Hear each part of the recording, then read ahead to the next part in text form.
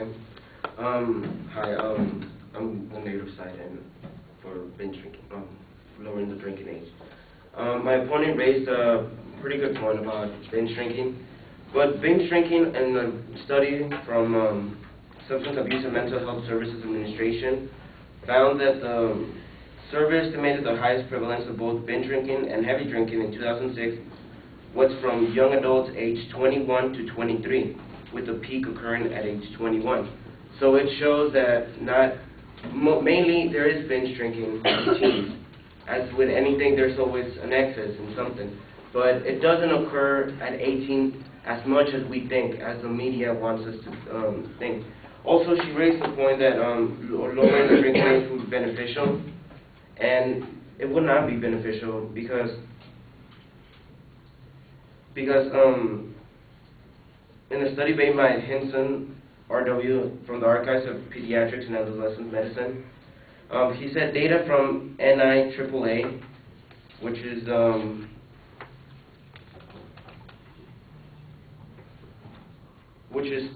takes care of drinking, of the drinking policies, and said that data from the NIAAA's 2001 to 2002 National Epidemiology Survey on Alcohol-Related Conditions, NESARC, a survey of 43,000 U.S. adults showed that early alcohol use, independent of other risks, may contribute to the risk of developing future alcohol problems.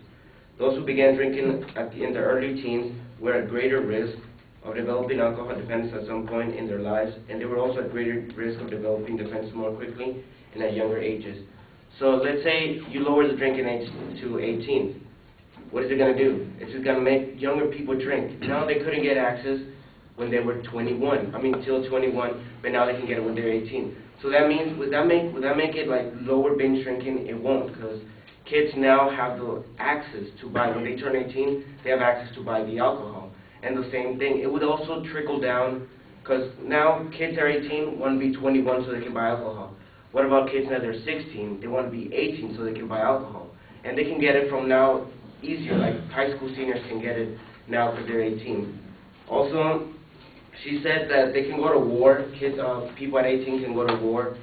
And that's Robert Voss. He's a senior researcher at the Pacific Institute of Research and Evaluation. He said the much it takes in youngsters, particularly because they are not yet fully developed and can be molded into soldiers. Because the brain, because a study found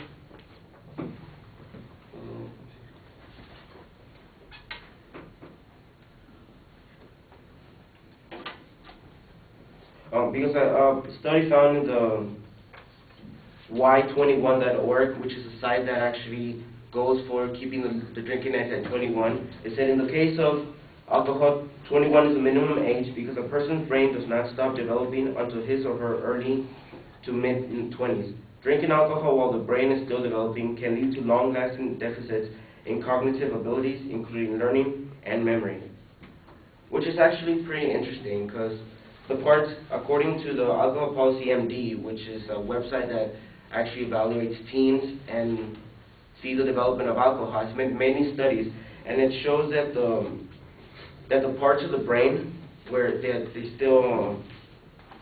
still developing are the ones that like motor skills, and the motor skills, and they can actually the behavioral emotions. So you can see teens, when the transition when they're teenagers, they can act more erratic, and so that's actually caused because there's a gray matter in the brain, and people thought that it was only when they were little kids that the brain matter developed, but no, it actually in the teens there's this new discoveries that the gray matter actually increases and doesn't stop till about 25 years. So it's actually pretty interesting. Also, there's a poll with that information. There's a poll that said that that was created by the Rasmussen report, August 2003 to 2002, 2003, 22 to 23, and the 2008 said that what should be the legal drinking age in the U.S. 2% of people said 16, 31% said 18, 52% said 21, 8% said 25, that drinking should be outlawed, 5%, and 1% said not sure. As you can see here, there's still a minority of people that want the drinking age to stay at 18, to be lowered to 18. There's actually more than half that wanted to keep at 21, and there's 8% actually going to 25. And the information was based on the same information they gave you, that the brain matter doesn't stop developing until 25.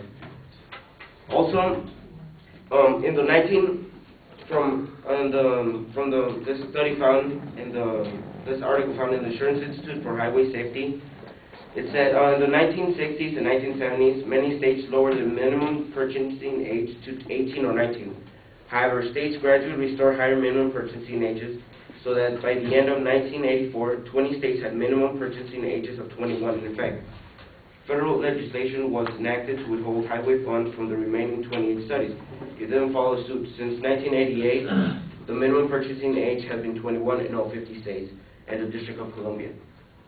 Why do you think, okay, many states hold back until the funding for the highway was stopped? Why do you think? Because if the drinking age is lowered to 18, kids can drive and they're going to get more drunk.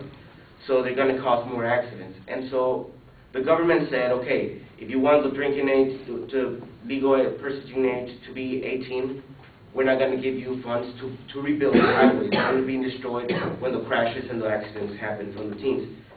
Also, in the gray matter in the brain, there's the risk factor also, like your brain is not developed, and you can take more risk, and that's when there's driving when you're inebriated, which is drunk.